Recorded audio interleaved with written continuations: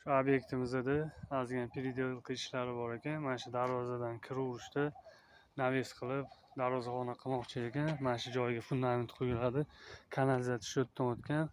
Ham baland bu yerlar kovlanib, ko'rib turganinglardek trubalar chiqib yotibdi.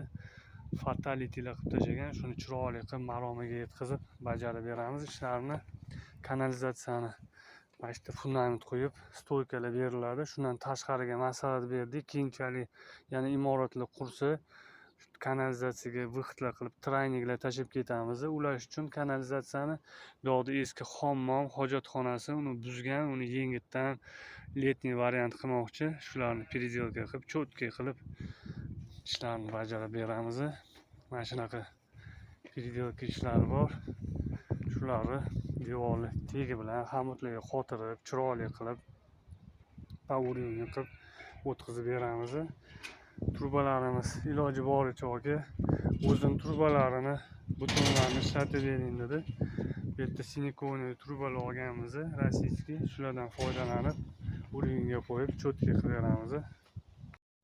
Kanalizatsiya trubalarini tagini trambovka qilib, rasvorlar tashab, mana shunaqa qolgan rasvorlarni shunaqa joylariga tashab, cho'tka qilib, silikon trubalardan o'tkazib qo'ydik. Ustalar ishlatish uchun mana shunaqa trubalar rakovinachalar qilib qo'yganmiz. Ustalar ishlatish uchun trubalarimiz mana yerda palif trubasi. Shundoq qilib cho'tka qilib, trambovka qilib chiqdik. Mana shu yerda truba nimaga qolgan? Kommentariyada yozib yuboringlar.